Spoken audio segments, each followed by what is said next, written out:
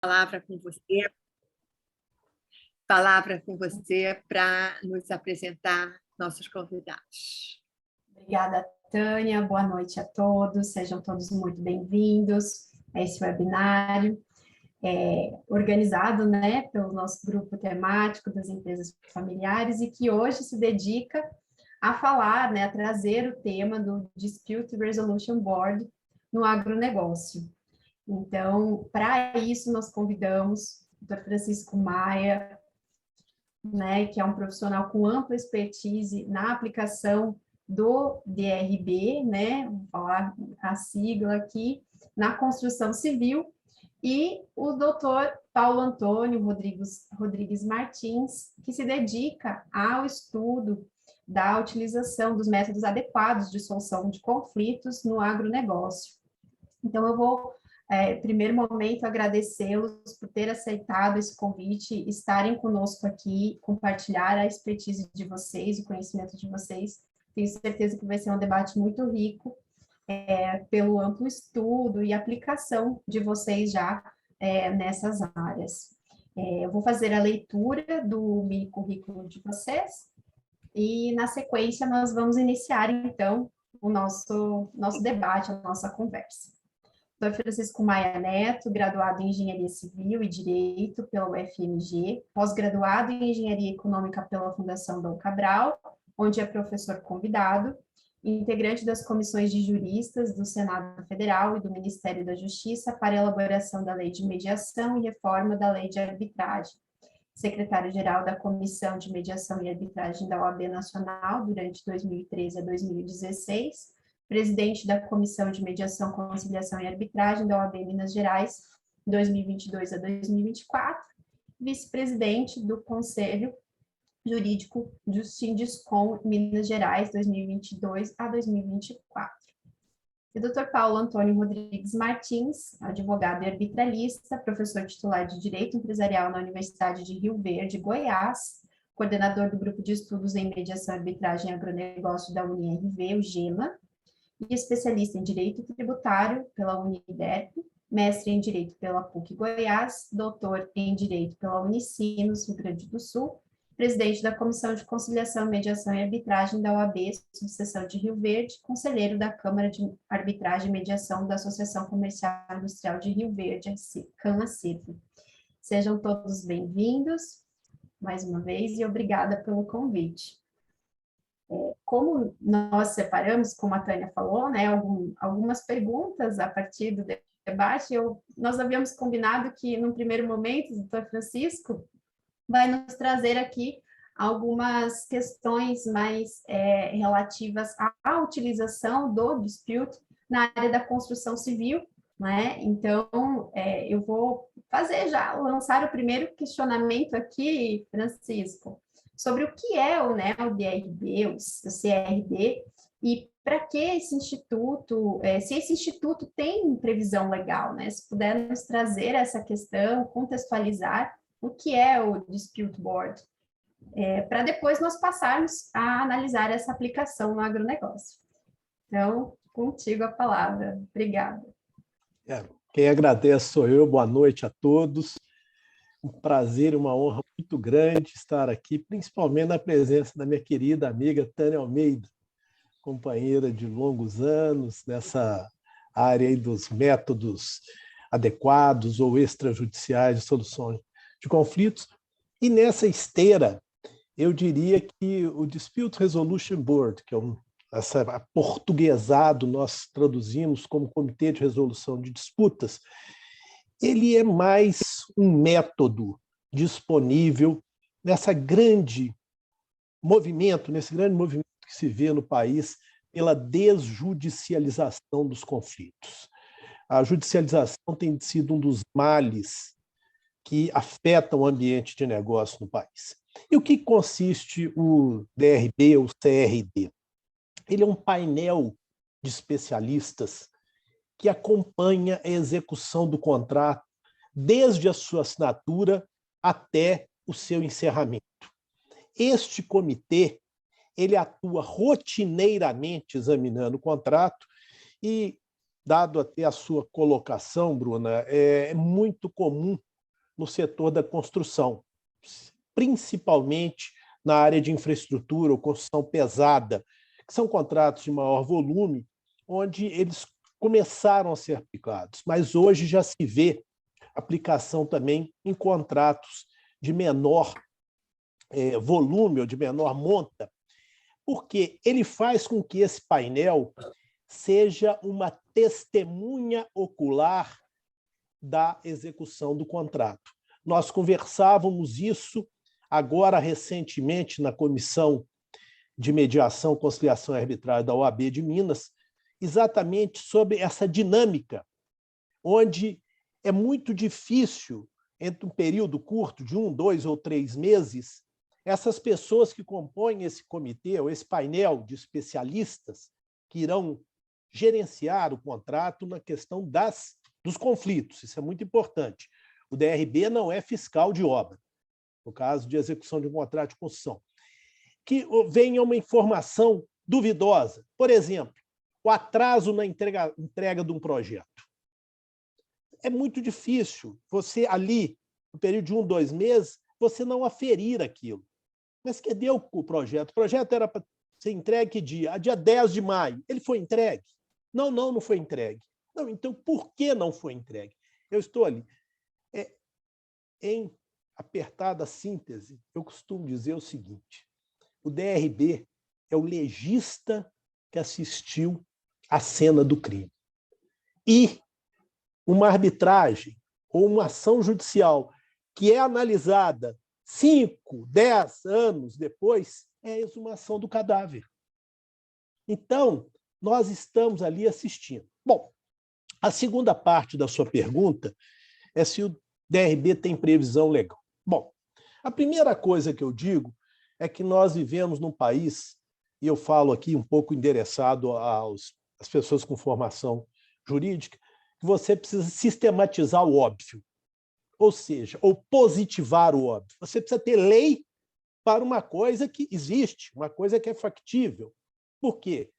O STJ já decidiu o princípio da autonomia da vontade nos contratos em que possa haver a instalação de um comitê. Mas, mesmo assim, nós já temos leis municipais e estaduais implantadas e funcionando para implantação do CRD. E, em nível federal, no ano de 2018, então, o senador Antônio Augusto Anastasia apresentou o projeto de lei 2006/2018 no Congresso Nacional e que foi aprovado no Senado e foi levado à Câmara, onde ganhou o número de projeto de lei 2421 de 2021.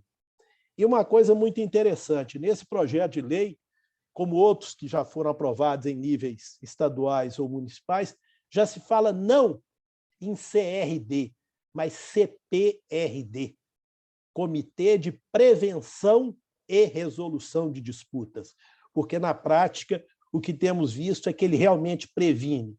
Eu mesmo, esse ano, participei de um desses comitês que se encerrou em fevereiro.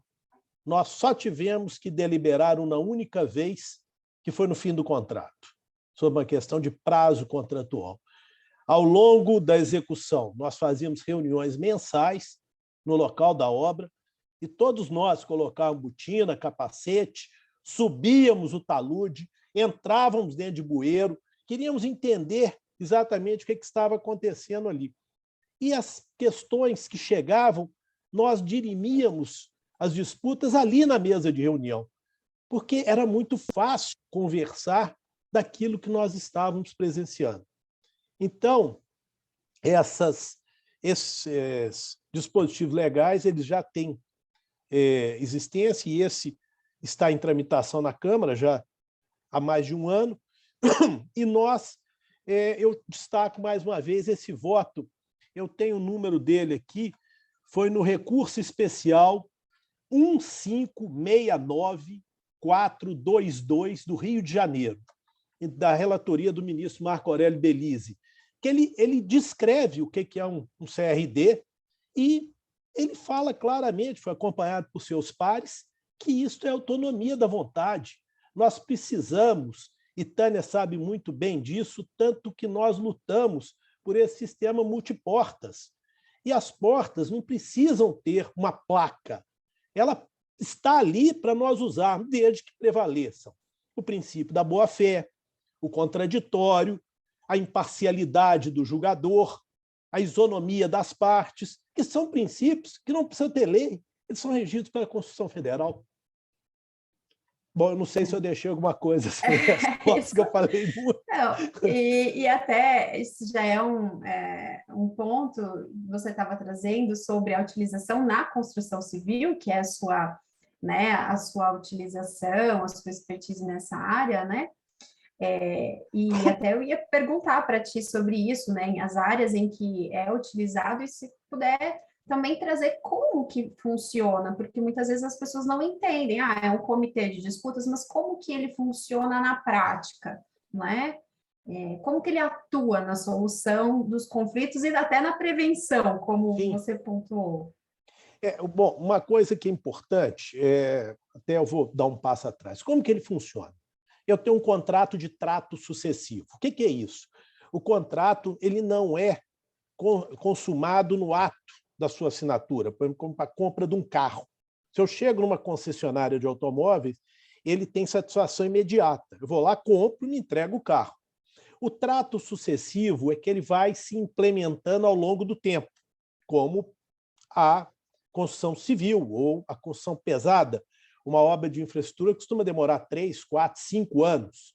Nós temos casos aí na literatura, por exemplo, de barragens na China de bilhões de dólares que tiveram 5 anos de um comitê funcionando ali dentro. Então, como ele é constituído? Como existem 2 partes no contrato, cada parte indica um profissional que tem que ser imparcial em relação mesmo à parte que ele indicou, como na arbitragem, na mediação, e os 2 indicam um terceiro, que é normalmente o presidente, e esse comitê aconselha-se principalmente que ele tenha multiplicidade de formações desses profissionais, seja um comitê multidisciplinar. Este último que eu lhes disse era uma obra de infraestrutura de grande porte, que infelizmente ou felizmente nós não podemos relatar, dado a confidencialidade que cerca o Instituto. Mas ele era formado por 2 profissionais que teriam formação em engenharia e um advogado que era o presidente do comitê. E nós interagíamos ali, tanto das questões contratuais como as questões materiais da obra. Tá? E ele funciona com reuniões periódicas. Como eu disse há pouco, este comitê tinha uma reunião mensal. Nós fazíamos de manhã uma reunião com os integrantes destacados das 2 partes, tanto do contratante como do contratado.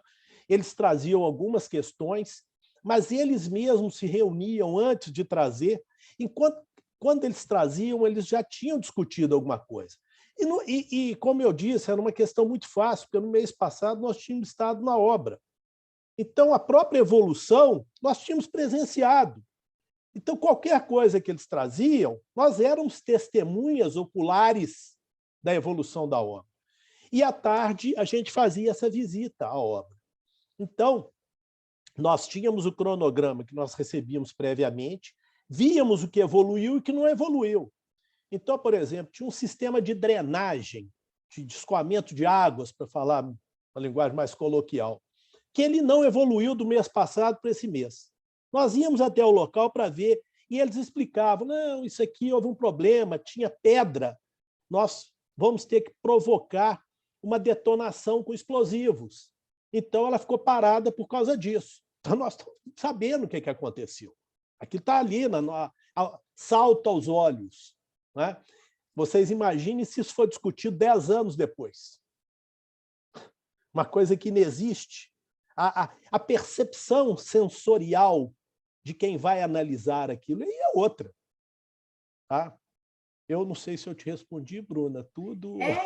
O funcionamento mesmo. Mas uma das dúvidas que às vezes também surgem é se as decisões desse comitê, porque esse comitê ele vai acompanhar o empreendimento em relação ao qual ele foi criado, E esse comitê, formado por essas pessoas, vai analisar as situações, os conflitos que são levados até ele, né, pelo que eu entendi, e depois ele vai poder proferir decisões, né? Essas decisões são vinculantes? Qual é o caráter dessas decisões?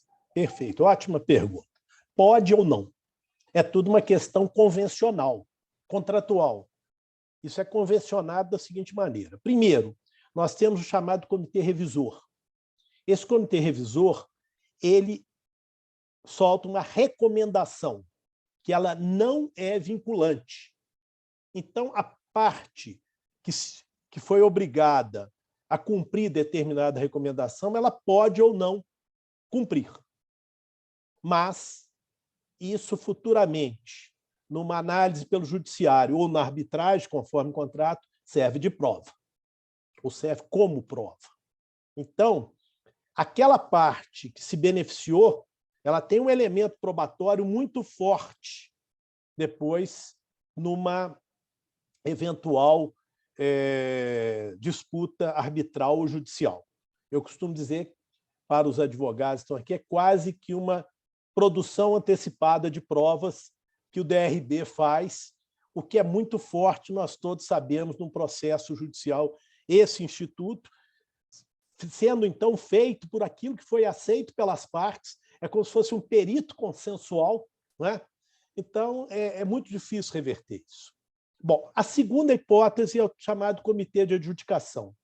Neste caso, a decisão do comitê é vinculante, só que ela pode ser revista no futuro por uma arbitragem ou no judiciário.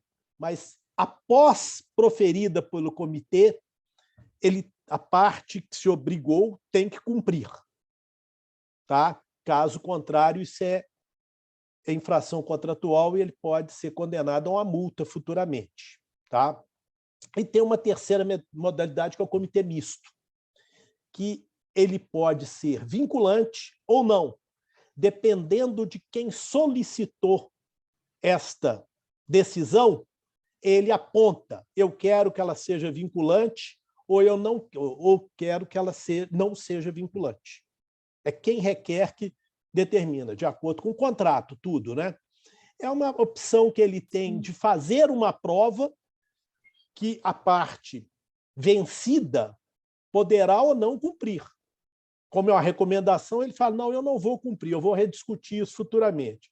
Ou ele vê uma evidência tão grande que ele prefere fazê-lo naquele instante, porque no futuro ele estará sujeito a outros custos, inclusive honorários, etc. Então, ele pode decidir também se executa ou não aquela decisão naquele momento. A autonomia da vontade das partes acaba permeando todo o processo, né? Desde a formação, né? Muito felizmente. E, da mesma forma, a escolha dos membros, certo? Sem dúvida. A escolha dos membros, como eu antecipei um pouco, eles obedecem sempre os princípios que regem os outros métodos extrajudiciais. É sempre a imparcialidade, a independência, e, nesse caso, sugere-se também ainda mais a especialidade, não é? Porque realmente é uma questão que vai ser aquele contrato, e nós vamos falar aqui em agronegócio daqui a pouco, e até, Paulo, eu tenho um caso para contar de uma arbitragem que eu fiz que poderia ser utilizado DRB. Tá? Na hora que você falar, depois eu vou pedir licença para contar um exemplo aqui também. E aí, nós vamos ter, nesses casos, esses princípios, e na execução dele, é o que eu falei, o princípio constitucional do devido processo legal ele é aplicado. É o contraditório, a igualdade das partes e a imparcialidade do julgador. Quer dizer, por analogia, eu sempre disse, e não sou eu que estou falando, o próprio ministro Belize, nesse voto, uma decisão emanada do STJ, que, acompanhado pela turma julgadora, ele fala exatamente nesses princípios basilares que nós temos que cumprir. Então, não há por que falar em nulidade, falar em impossibilidade, porque as partes são capazes, o objeto é lícito, então vamos em frente. Uhum. E é até interessante, até pegando aqui essa informação e pensando no agronegócio, que é a nossa pauta de hoje também, Francisco, você vê a possibilidade de aplicação nisso em outras áreas? Era o que eu iria te perguntar, que você já adiantou que sim, né? E da questão da vultuosidade dos empreendimentos também, né? É possível também aplicar isso em empreendimentos menores, porque a gente pensa em contratos de grande porte, né, que tem essa vultuosidade, como você falou, né, uma obra de 4, 5 anos, mas em obras menores também, ou em outros tipos de empreendimento, você vê como viável isso? Bruna, não só vejo como viável, como convido todos a lerem um artigo que tive a oportunidade de escrever na revista do Ibradim, juntamente com o Dr. Ricardo Medina, de São Paulo, em que nós oferecemos ali uma sugestão de aplicação de DRB, inclusive em obras da construção civil de pequeno porte. Basta uma solução tão simples, que é, primeiro, como nós temos feito hoje tanto já na arbitragem, nas chamadas arbitragens expedita, Tânia conhece bem, que é um árbitro. Por que não um membro de CRD? Eu não sou obrigado a indicar num comitê composto de 3. Eu posso ter um comitê de um árbitro único, de um membro único, que possa, por exemplo, de 2 em 2 meses, visitar uma obra de pequeno porte de construção civil, aí de 10 apartamentos, e nesse ciclo bimensal, ele acompanha a evolução da obra. É muito pouco o que uma obra aumenta do ponto de vista da percepção sensorial desse julgador, pelo tanto que ele pode absorver e estar pronto para solucionar um conflito. Um dos grandes problemas que nós enfrentamos em obras, seja de infraestrutura, construção civil, chama-se cronograma. Isso é uma coisa que é perceptível. Eu trabalho com arbitragem mensalmente sobre isso, seja na condição de perito, seja na condição de árbitro. Falta de suprimentos, de projetos. Imaginem quem assistiu isso, eu não digo diuturnamente, não é, mas bimensalmente. De 2 em 2 meses você tem a oportunidade de ir na obra e ver se faltou equipamento, ver se faltou material, ver se não houve suprimento de um projeto e ver se o cronograma está ou não em dia. É tão simples acompanhar isso com essa frequência. Então, eu vejo isso com muita facilidade e vou lhes dizer, já vi gente, depois, eu tive um caso concreto numa obra de 40 milhões, que a pessoa me perguntou, acha que deve ser arbitragem? Eu falo, acho que deve ser cláusula de arbitragem, sim. Nem precisa perguntar para mim, eu sou até suspeito para dar essa opinião. Eu faço isso há quase 25 anos. Né? E eu disse, mais do que arbitragem, instale um comitê de resolução de disputas. Você não vai se arrepender. E a gente sempre ouve aquela velha questão, mas é caro, isso não está previsto no custo. Mas quem pensa em custo só, não pensa em benefício. E depois, passado um ano, eles estavam discutindo um pleito de 4 milhões. E eu tenho certeza que se tivesse um DRB na obra, pelo relato que eles me deram, essa discussão não estaria no nível que estava. Eu não digo que ela não existiria, porque não tem bola de cristal. Mas o nível de argumentação de um e outro não seria suportado em um DRB. Até porque ele vai proporcionar momentos de diálogo, né, para a solução dessas controvérsias. Eu vejo também dessa forma, né? Sim. Então, facilita ali a comunicação entre eles. Dito isso, eu queria também saber da Tânia. Tânia, você gostaria de fazer algum comentário antes de passar para o Paulo Antônio? Seu microfone está Fechado. Eu deixo algum comentário para o final. Quero sim, mas faço ao final e nós ouvimos Paulo Antônio agora. Perfeito. Não vai me puxar minha orelha, não, Tânia. Não, menina, eu tenho muitos elogios. Eu quero te dizer como eu apresento o CPRD quando eu dou aula sobre métodos. Você vai gostar. Então, eu vou passar a palavra também para o Paulo Antônio. Paulo Antônio, o Francisco nos trouxe, né, sobre essa aplicação do DRB em outras áreas, então eu gostaria de ouvi-lo também aqui, né, sobre essa possibilidade de adequação desse método, né, aos contratos do agronegócio, né, essa realidade econômica, jurídica que é o agronegócio. Algo que me chama a atenção em relação ao que o Francisco trouxe é sobre a questão de cronograma, de datas, da necessidade de se cuidar do tempo, né, em que as coisas são realizadas, que é algo muito importante para o agronegócio. E isso é uma das coisas que me vem assim, e eu queria também instigá-lo a falar sobre isso, né? Como isso se adequa ao âmbito do agronegócio. Boa noite a todos. Cumprimento inicialmente aqui a Tânia, agradeço pelo convite do Instituto Mediari.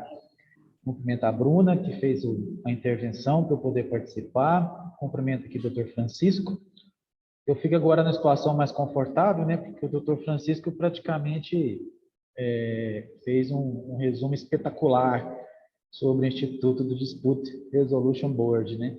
Então, para mim, é uma situação mais confortável. Vou tentar fazer um recorte com a aplicação dele no agro, né? A Bruna comentou a possibilidade da gente trazer isso para o agronegócio. É perfeitamente possível, né? Ainda mais o agro agora, que tem um perfil muito agroempresarial, né? Um perfil aí de trocas comerciais rápidas, complexas, que envolve toda uma engenharia jurídica contratual, né? Envolve questões de cronograma. A gente tem contratos de parceria, por exemplo, parceria de produção de sementes, que o produtor rural tem que cumprir um cronograma, e ele é fiscalizado pela outra parte. Ele é fiscalizado em loco, né? A gente vai comentar daqui a pouco esse tipo de contrato que daria para aplicar perfeitamente o Comitê de Resolução de Disputa. Então, o agro, com essa pujança econômica, que eu acho que falar que o agro hoje é uma mola propulsora da economia brasileira é lugar comum, né? O agro está aí demonstrando a sua capacidade, está contribuindo bastante para o PIB brasileiro, só que quanto mais pujante essas questões econômicas, a tendência é a gente ter mais conflitos, né? Parece que é uma correlação necessária, né? Mais pujança, mais contratos, mais negócios, né? Mais ruídos, mais conflitos. Por isso que essa discussão dessa noite ela é fundamental para o agronegócio. O agronegócio está ficando uma atividade cada vez mais profissionalizada. E os grandes consultores de mercado são claros ao dizer, né, aqui na região no interior de Goiás, a gente tem o Enio Fernandes, que ele alerta os produtores rurais já tem mais ou menos 5, 6 anos. Vocês precisam reduzir despesas, inclusive os custos de transação. Né, questões contratuais, questões jurídicas, porque é a forma de vocês melhorarem margem de lucro. Né? O mercado está ficando cada vez mais estável, ele compara muito o agro com a venda de produtos em supermercados. A tendência são margens mínimas e o produtor vai ter que se profissionalizar e errar menos. Né? Ter menos despesas, menos custo jurídico, menos custo judicial. Então, o agro recebe perfeitamente esse instituto do Comitê de Resolução de Disputas, e uma vantagem em relação ao tempo, né? O doutor Francisco, o Francisco Maia, se ele me permite dizer, ele falou da testemunha ocular, né? Eu acho isso fundamental, a questão da produção de provas, documentos, perícias, oitiva de pessoas, porque o judiciário costuma levar 2 anos, em média, para fazer a instrução processual. tudo bem, pode ter uma tutela cautelar lá no início, mas a instrução em si, ela leva em média mais ou menos 2 anos. 2 anos, usando a metáfora ali do Dr. Francisco, é exumar o cadáver. Isso para descoberta da verdade constitucionalmente possível, né? Tive um professor que gostava dessa fala, verdade constitucionalmente possível, é quase impossível, em 2 anos, rememorizar fatos, né? E esse Instituto do Comitê de Resolução de Disputas, ele está ali, na obra, ou então acompanhando a fazenda, a produção rural, né, acompanhando algumas particularidades importantes do agronegócio. Né? Então, a gente entende, é claro, que é dentro de um conceito mais amplo, a gente não quer aqui defender, o doutor Francisco já falou de cara, é só mais um dos instrumentos adequados para a solução de disputas. Não é o melhor, ele nem pretende ser o melhor, né? É mais um instrumento, né? Nesse contexto aí do sistema multiportas que os norte-americanos adotaram lá na década de 70, e nós aqui no Brasil inauguramos esse movimento oficialmente falando em 2010, né? Com a resolução do CNJ, né? Apesar que a Tânia já está nessa batalha, já tem 25 anos, né, Tânia, Instituto Mediari, ela até se antecipou às políticas públicas, né, adotadas no Brasil.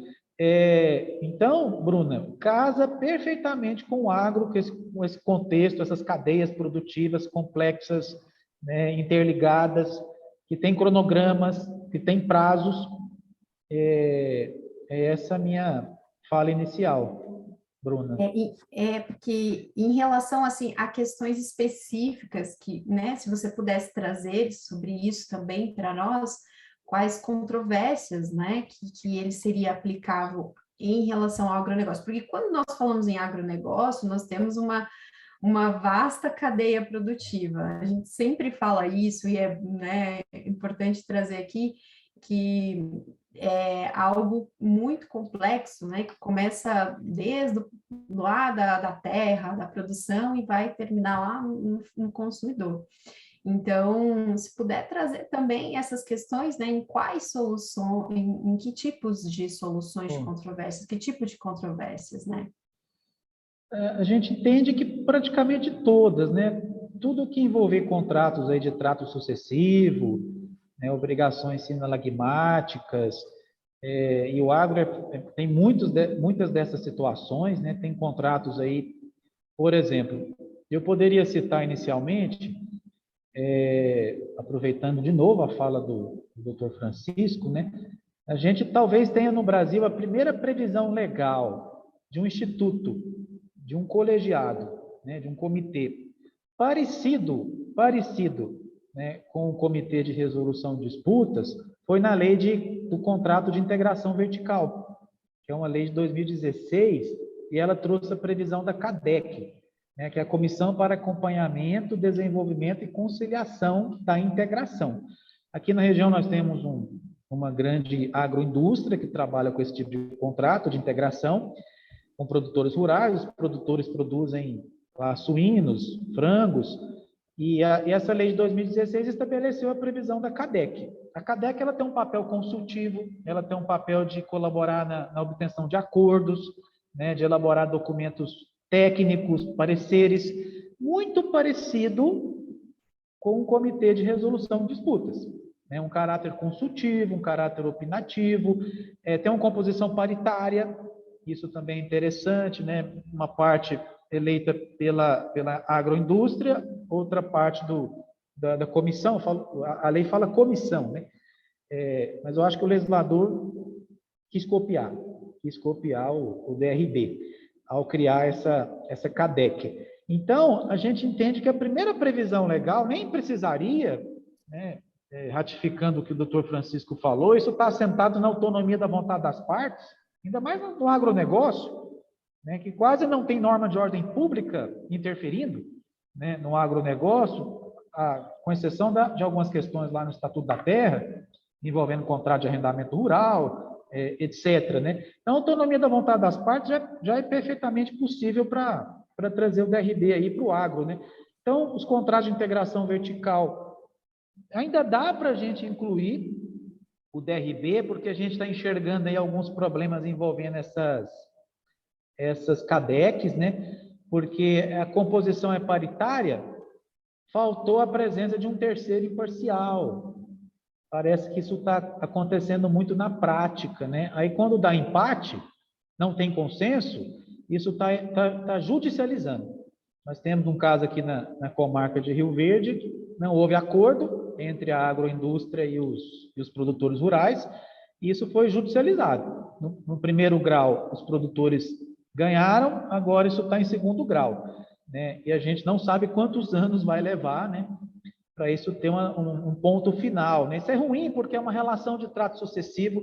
Tem produtor que está integrado tem quase 20 anos com essa agroindústria. A gente não sabe se a relação pode mudar, se isso pode trazer ruídos na relação contratual, na relação comercial, né? Então, a gente entende que o DRB ainda cabe nesses contratos de integração vertical, fusão e aquisição rural, né? Hoje está ficando mais comum esse mercado de fusões, aquisições, reestruturações societárias na área rural. Nós temos já algumas sociedades anônimas que se dedicam 100% à atividade agrícola, agropecuária, e geralmente tem contratos preliminares que podem levar um ano ou mais para serem concretizados, né? Isso pode gerar conflito, pode gerar problemas, e o DRB, né, o comitê, seria bom aí para estabelecer alguns pareceres, algumas sugestões, né? Estabelecer uma gestão adequada desses conflitos. E, por último, é claro que eu estou fazendo um recorte, né? A gente poderia citar 30 documentos, 30 experiências diferentes para aplicar o comitê no agronegócio, mas o terceiro e último que eu falo, Bruna, inclusive nós escrevemos um artigo em 2018, eu e a doutora Ana Paula Barbosa, que é uma referência aqui no estado de Goiás, né, na temática, né, de conciliação, mediação, arbitragem. Nós escrevemos um artigo sobre o DRB no agronegócio, os contratos de parceria para a produção de sementes. Isso acontece bastante aqui na região, semente de soja, semente de feijão, e são contratos que aparentemente duram só um ano? Não, porque o contrato não se encerra com a colheita da safra, ele se encerra com o acerto de contas. O acerto de contas pode ultrapassar e muito o período da colheita.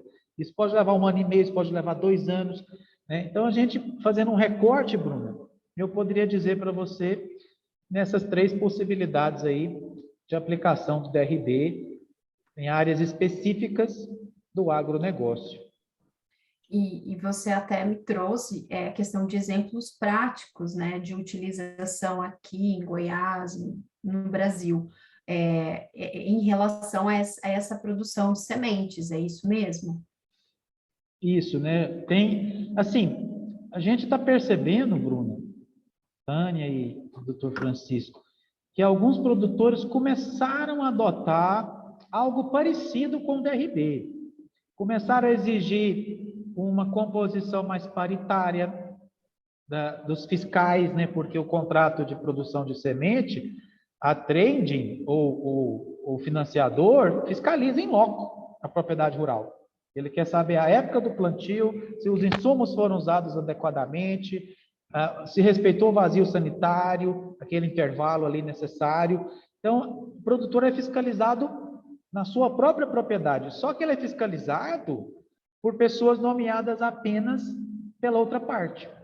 O produtor começou a perceber que está faltando uma isonomia, que está faltando aí uma composição mais justa, uma composição mais equilibrada nessa espécie de fiscalização, né? E já estão começando a exigir, peraí, por que eu também não posso nomear alguém, algum profissional, algum engenheiro agrônomo, né, algum profissional da área para também emitir pareceres, para dizer se eu estou certo ou se eu estou errado. Os produtores começaram a tomar essa iniciativa e a gente acredita que daqui a pouco eles já vão falar, poxa, vamos montar um DRB aqui, vamos montar um comitê de resolução de disputa, né? Tem contratos que são de valores bem expressivos, é claro que tem contratos menores, né? E eu comungo da ideia ali do Dr. Francisco, quando o valor for menor, nomeia só um especialista. né? É igual a gente faz na arbitragem, né? A arbitragem aqui no interior do país são arbitragens de pequena monta. Então, a gente não é só um árbitro, né? Já para ficar um custo-benefício mais acessível, né? E eu não sei se é a última pergunta que a Bruna fez ou se eu posso... Sim, pode, fique à Eu vontade. posso fazer um fechamento da minha fala Sim, inicial? claro. Eu vejo aqui, depois eu quero saber até a opinião do Dr. Francisco, o DRB, esse comitê, ele tem um ponto fortíssimo. Essa questão de estar próximo do contexto fático daquela realidade econômica, daquela realidade contratual. São provas muito frescas, provas muito bem colhidas, né? Provas muito bem elaboradas. Isso é fundamental para uma decisão justa. Seja uma decisão opinativa, seja uma decisão adjudicatória. Agora, o ponto fraco que eu vejo, é claro que eu não tenho a profundidade do conhecimento que o Dr. Francisco tem, seria aí mais uma fala, uma fala apenas, uma colocação. É a falta de decisão adjudicatória definitiva. Me parece que o comitê, tudo depende de uma mudança cultural, né? Uma mudança cultural que não vem do dia para a noite, né? E eu acho que sair de um contexto extremamente litigioso, que é a judicialização excessiva dos conflitos agroeconômicos, agroempresariais, e passar para um contexto extremamente consensual, que eu vejo, né, o Comitê de Resolução de Disputas muito com esse caráter consensual, eu acredito que tem que ter um rito de passagem. E o rito de passagem seria a arbitragem, na minha opinião, né? Mas não a arbitragem que vai ser composta depois do comitê, uma arbitragem composta junto com o próprio Comitê de Resolução de Disputas. Nesse artigo que nós publicamos em 2018, eu e a doutora Ana Paula, nós sugerimos para que esse árbitro fosse nomeado junto com o comitê, mas esse árbitro ia ficar de sobreaviso, e ele ia ficar no banco de reservas. Se as decisões que o comitê proferisse, né, em caráter adjudicatório, não fossem cumpridas por uma das partes, o árbitro automaticamente entraria em ação, um árbitro único, talvez, e já proferiria uma sentença arbitral. Não iria fazer instrução probatória, não iria gastar tempo com a reconstrução, a rememorização de fatos. A função dele seria uma função residual, proferir uma sentença arbitral, que é um título executivo judicial, e se não fosse cumprida, agora sim. Agora a gente pode promover uma execução, digamos assim, com um peso jurídico mais forte no Poder Judiciário, né? A execução da sentença arbitral. Mas, assim, são dilações. Depois eu quero ouvir a opinião do Dr. Francisco, da própria Tânia, se elas têm algum fundamento, né? Eu fico feliz, Bruna, e devolvo a palavra para você para a gente continuar aqui com o debate. Obrigada, Paulo Antônio. Eu acho que um comentário que eu queria fazer aqui, antes de passar também a palavra para o Francisco e para a Tânia, que me chama a atenção também a questão não apenas de uma solução rápida, óbvio que isso é muito importante para o agro e para qualquer setor da economia atualmente, né? Mas especialmente para o agronegócio nesse caso, mas também a questão do relacionamento, que era algo que eu falei antes com o Francisco, da questão de proporcionar momentos de diálogo entre aquelas pessoas que estão tendo uma relação contínua. Então, também dentro do agronegócio, nós sabemos o quanto isso é importante, porque se tem, né, relações contínuas, então o relacionamento é muito importante. Então, quando se traz a possibilidade de diálogo para esse contexto, nessas relações sucessivas, também é algo que tem um impacto econômico, né? Então, não é apenas no ponto de vista de uma solução definitiva, mais rápida, mas de se preservar esse relacionamento, né? E eu vou passar a palavra, então, ao Francisco, para que também, né, responda aqui para o Antônio sobre essas questões A e sua faça suas impugnação. considerações. Fica à vontade. Não, eu acho que não é São Paulo. E eu acho bacana demais isso. A gente está construindo. Eu costumo dizer o seguinte: a grande virtude dos meios extrajudiciais é que nós precisamos pensar fora da caixa. E dentro, sempre, o princípio da autonomia da vontade. Então, você me pegou de surpresa com a pergunta, mas eu vou tentar dar uma resposta também imediata. Hoje, todas as câmaras com que eu trabalho prevêem a figura do árbitro de emergência.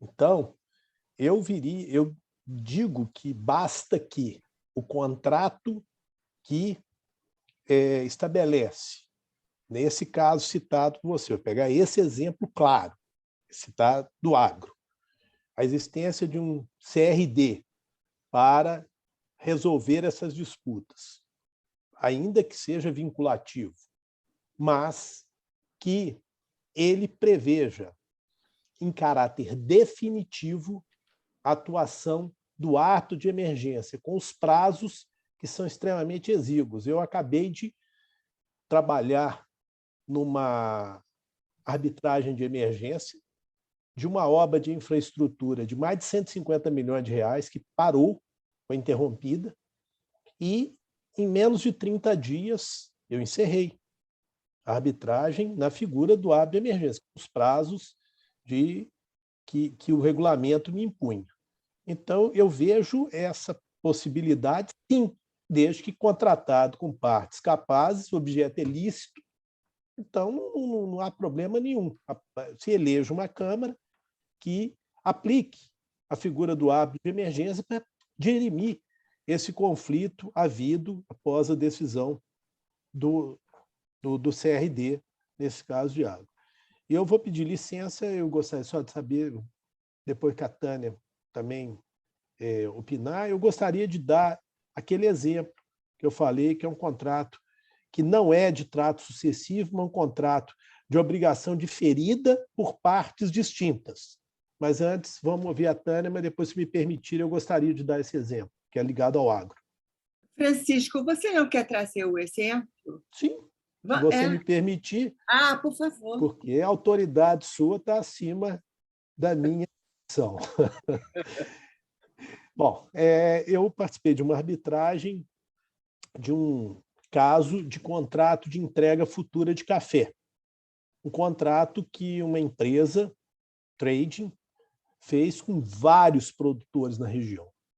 E estava ocorrendo inadimplementos na entrega. E esse caso, especificamente, quando eu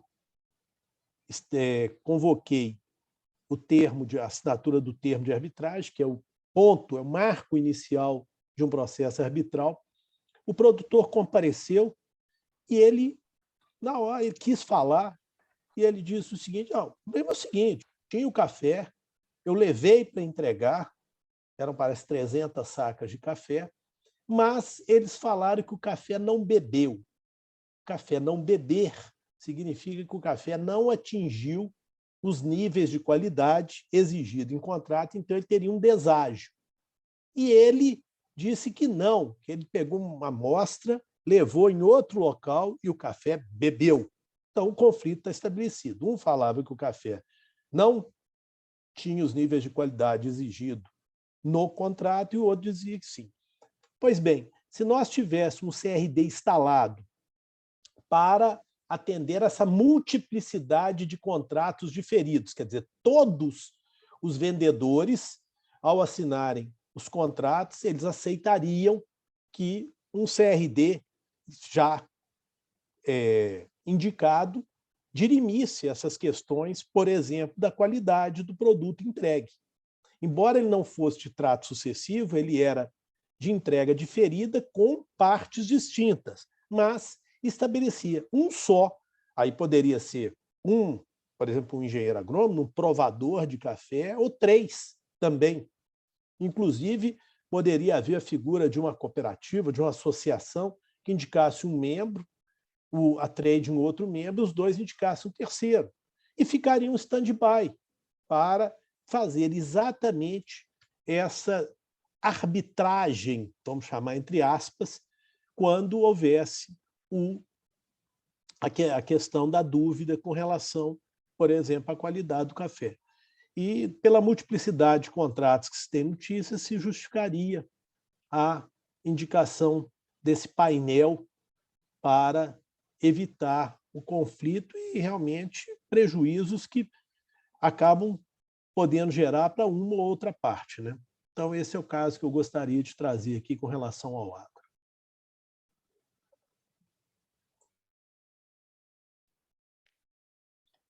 Posso entrar, Bruna? Posso? Eu quero comentar as duas apresentações. Depois eu falo da minha alegria de ter recebido vocês aqui, mas já estou antecipando. Paulo Antônio, eu gostei muito de dois segmentos da sua exposição, que foram uma cadeia produtiva complexa, que vai da terra ao consumidor. Quando você falou da terra ao consumidor, eu imaginei um caminho longo e com muitos atores diferentes, né? E só por essa descrição já faz sentido você ter um comitê acompanhando essa cadeia produtiva complexa. Depois você fala, uma relação de trato sucessivo. Então, talvez essa relação continuada seja como... Eu me lembrei das relações familiares, né? Porque o projeto não acaba, né? Eu fiz um paralelo com uma construção civil e aqui não acaba, porque tem o próximo ano, próximo ano, próximo ano, próximo ano de convivência. A questão do árbitro stand-by, né? que fica para uma situação de emergência, eu me lembrei do mediador stand-by.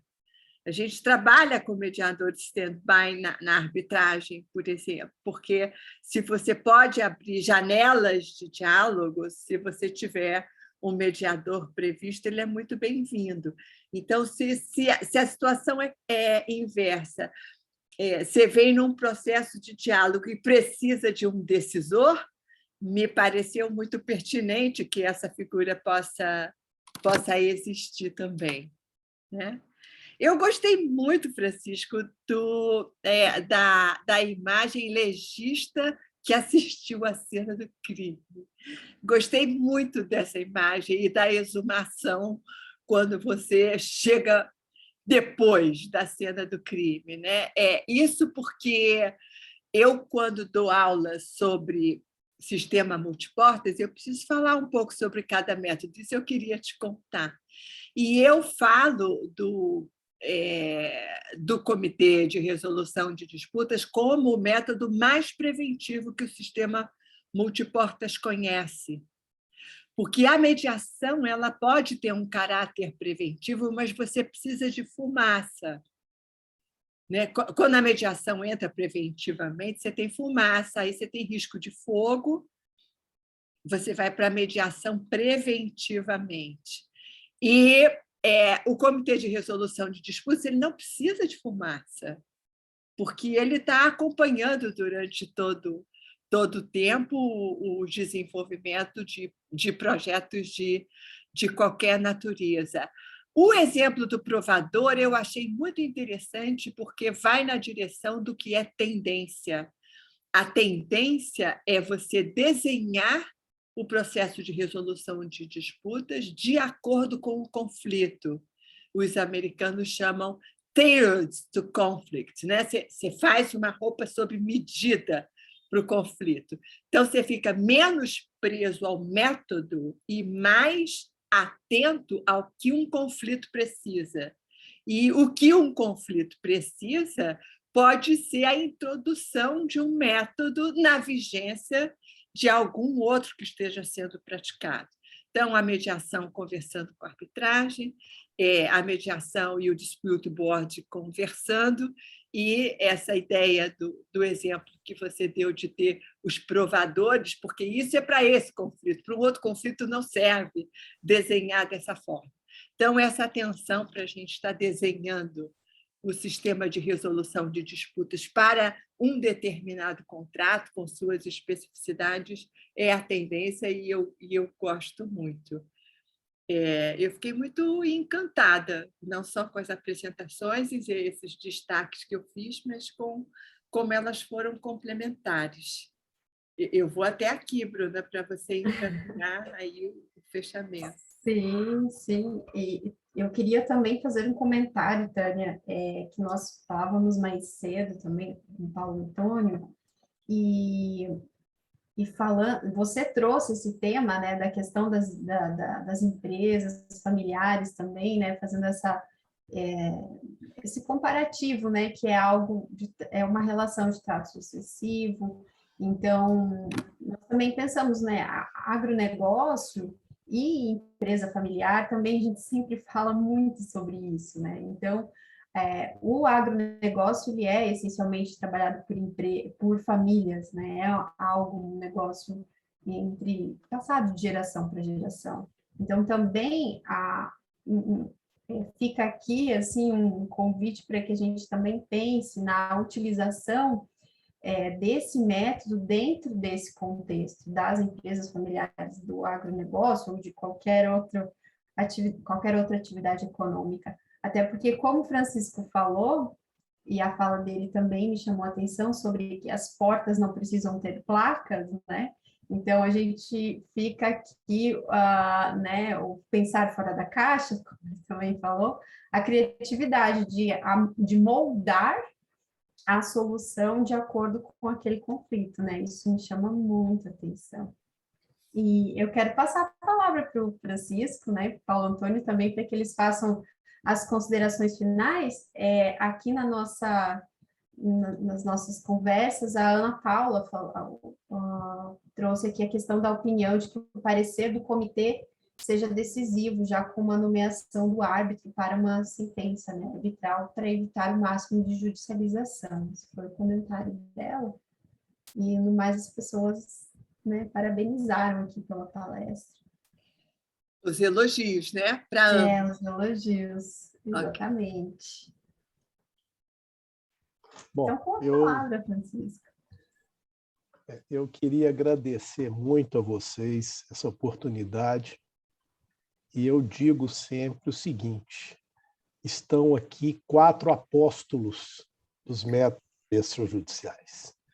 Então, esse é mais um processo de evangelização aí que nós nos dispomos a fazer para tentar com que as pessoas enxerguem essas vias, sejam autocompositivas, sejam heterocompositivas, mas que a gente possa resolver esses conflitos de forma célere, de forma especializada, e que a gente não precise passar pelo calvário do judiciário, que eu não preciso repetir, infelizmente, a demanda é altíssima, e como disse um presidente de um tribunal, de um painel que eu passei, o judiciário, infelizmente, continua enxugando gelo.